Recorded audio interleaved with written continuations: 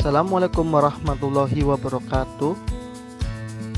Jumpa lagi dengan saya Ardi Patawiguna, CGP Angkatan 11 Kabupaten Pemalang dari SD Negeri 14 Pelutan. Kali ini saya akan memaparkan tentang koneksi antar materi modul 1.4 budaya positif. Sebelumnya, saya mengucapkan terima kasih kepada pembimbing saya, yaitu Bapak Mulyono Eskom sebagai fasilitator dan juga Bapak Andi Dwi Arifin SPD selaku pengajar praktik. Berkat bimbingan keduanya, materi ini dapat tersusun dengan baik.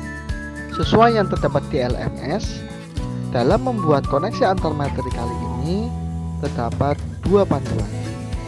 Panduan yang pertama yaitu buatlah sebuah kesimpulan mengenai peran Anda dalam menciptakan budaya positif di sekolah dengan menerapkan konsep-konsep inti seperti disiplin positif, motivasi perilaku manusia, posisi kontrol restitusi, keyakinan sekolah atau kelas, segitiga restitusi, dan keterkaitannya dengan materi sebelumnya yaitu filosofi pendidikan nasional Ki Hajar Dewantara, nilai dan peran guru penggerak, serta visi guru penggerak. Panduan yang kedua yaitu buatlah sebuah refleksi dari pemahaman Anda atau keseluruhan materi modul budaya positif.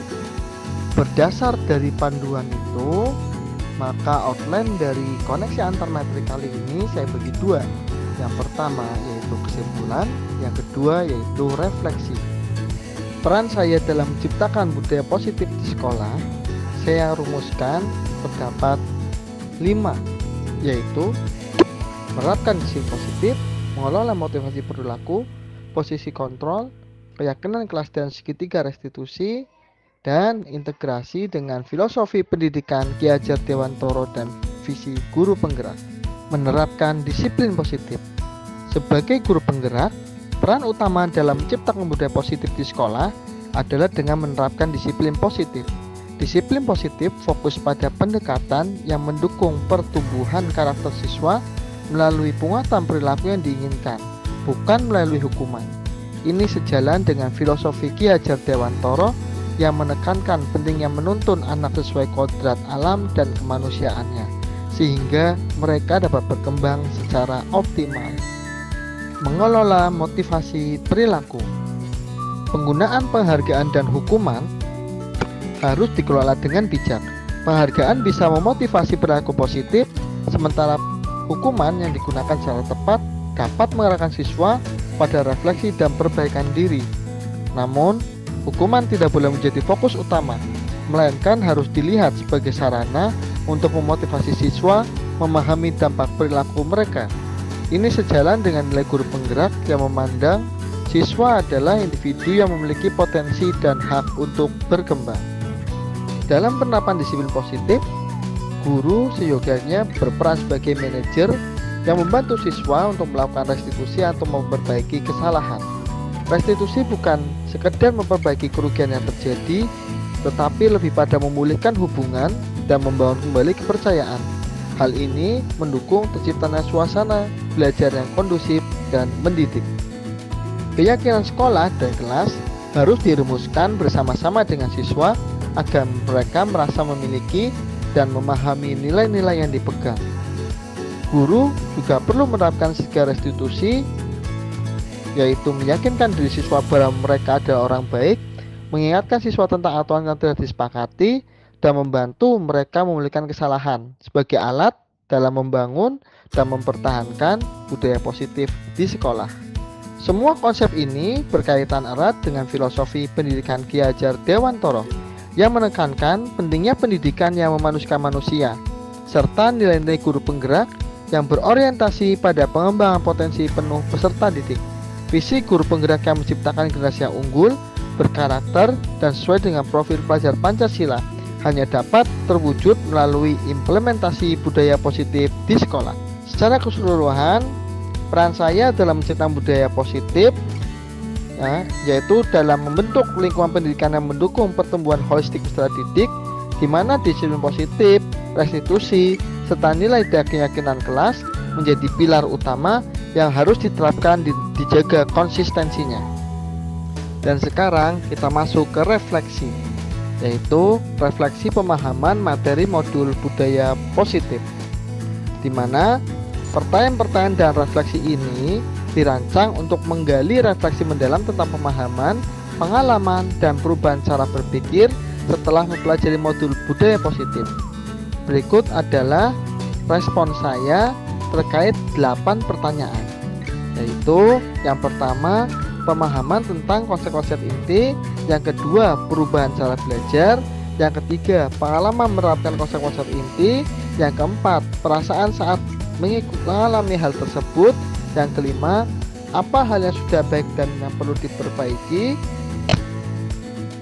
yang keenam, posisi kontrol sebelum dan sesudah mempelajari modul, yang ketujuh, pengalaman sebelum mempelajari modul, dan yang terakhir, hal lain yang penting untuk dipelajari.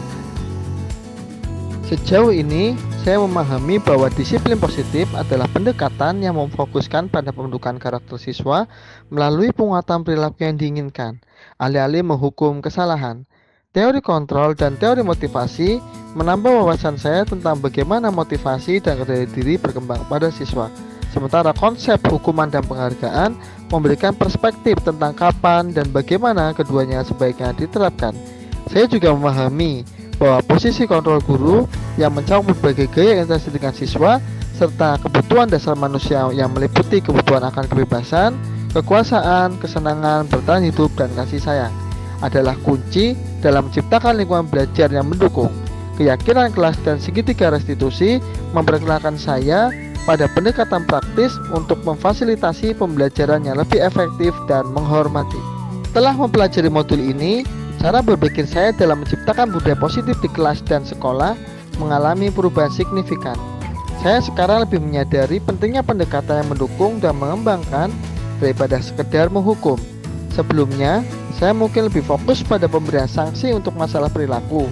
Tetapi, sekarang saya melihat nilai besar dalam restitusi dan refleksi diri sebagai alat untuk membantu siswa belajar dari kesalahan mereka dan tumbuh menjadi individu yang lebih baik.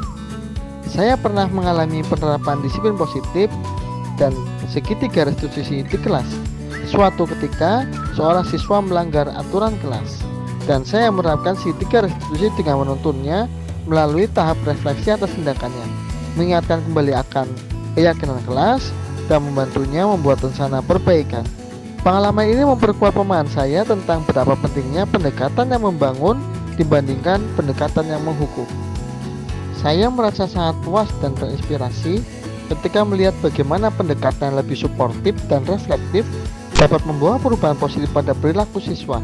Rasanya seperti menemukan cara baru untuk mendukung mereka tanpa harus berkonflik atau membuat mereka merasa dihakimi. Hal yang sudah baik adalah implementasi dari segitiga restitusi dan penerapan disiplin positif yang mulai menunjukkan hasil. Namun saya menyadari bahwa saya perlu lebih konsisten dalam menerapkan posisi kontrol yang tepat sesuai situasi dan kebutuhan siswa. Saya juga perlu lebih banyak berlatih dalam mengelola motivasi siswa tanpa terlalu bergantung pada penghargaan atau hukuman. Sebelum mempelajari modul ini, saya cenderung berada pada posisi kontrol sebagai pemberi hukuman, terutama ketika siswa melakukan pelanggaran. Hal ini sering membuat saya merasa tegang dan kurang puas dengan hasilnya. Setelah mempelajari modul ini, saya lebih sering menggunakan posisi sebagai manajer yang mengarahkan siswa melalui proses restitusi dan refleksi. Sekarang saya merasa lebih tenang dan yakin bahwa pendekatan ini membantu siswa belajar lebih baik dari pengalaman mereka. Sebelum mempelajari modul ini, saya jarang menggunakan segitiga restitusi secara formal. Saya mungkin hanya menerapkan tahap pertama, yaitu memastikan bahwa siswa menyadari kesalahan mereka. Namun setelah pemahaman konsep ini, saya sekarang secara aktif menggunakan seluruh proses segitiga restitusi untuk membantu siswa tidak hanya menyadari kesalahan, tapi juga berkomitmen untuk melakukan perbaikan. Selain konsep-konsep dalam modul ini, saya juga merasa penting untuk mempelajari lebih lanjut tentang bagaimana melibatkan orang tua dalam proses menciptakan budaya positif di sekolah, serta teknik-teknik komunikasi efektif yang bisa digunakan dalam konflik, baik antar siswa dengan siswa maupun antar siswa dengan guru. Ini akan memperkuat keterampilan saya dalam mendukung perkembangan holistik siswa.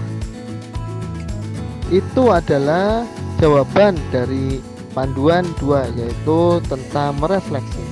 Respon-respon tersebut merupakan cerminan dari refleksi yang mendalam, perubahan cara berpikir, dan evaluasi pribadi yang kritis terhadap penerapan konsep-konsep inti dalam menciptakan budaya positif di lingkungan sekolah. Berikut rancangan aksi nyata saya yang mana akan saya unggah di LMS, juga ada di materi koneksi antar materi. Berikut bisa disimak rancangan aksi nyata saya, judul modulnya, namanya, latar belakangnya, tujuan, dan maksud. Ini masa tindakan yang akan dilakukan. Yang terakhir yaitu dukungan yang dibutuhkan.